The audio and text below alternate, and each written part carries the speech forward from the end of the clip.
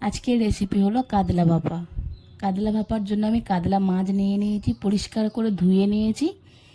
কাতলা ভাপা করতে আমার মশলাতে লাগছে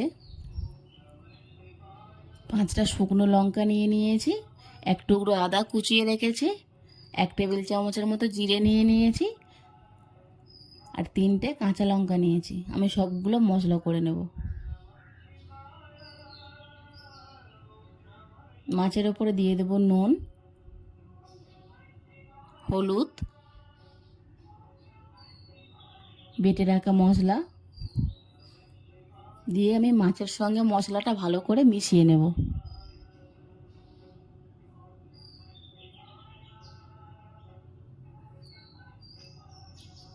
ওপর দিয়ে দিয়ে দেবো চেরা কাঁচা লঙ্কা আর সর্ষের তেল। সর্ষের তেলটা দিয়ে আমি মাছ আর মশলার সাথে ভালো করে মিশিয়ে নেব। এইভাবে করে মিশিয়ে নেব।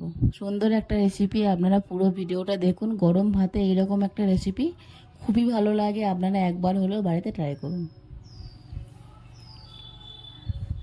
এবার আমি টিফিন বক্সের ঢাকাটা দিয়ে দেব। কড়াতে দিয়ে দেব জল,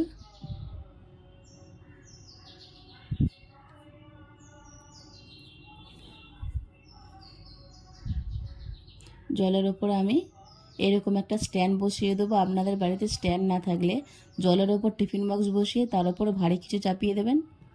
এবার আমি টিফিন বক্সটা দিয়ে দেব।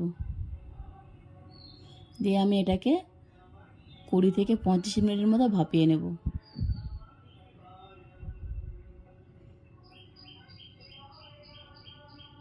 টিফিন বক্সের ওপরে যতক্ষণ না জল উঠছে ততক্ষণ জল দিয়ে এইরকমভাবে টিফিন বক্সটা ডুবিয়ে রাখতে হবে। সেই রকম অনুযায়ী একটু জল দিতে হবে। দেখুন এইখানে 20 থেকে 25 মিনিটের মতো আমি ভাপিয়ে নিয়েছি। এবার আমি নামিয়ে নেব। তৈরি হয়ে গেছে কাতলা ভাপা। আপনারা বাড়িতে তৈরি করে খান, আর কেমন লাগলো কমেন্টে জানান। চ্যানেলটিকে সাবস্ক্রাইব করে নিন, পাশে থাকা বেল আইকনটি অন করে নিন আমার চ্যানেলে নতুন নতুন রান্নার ভিডিও পেতে।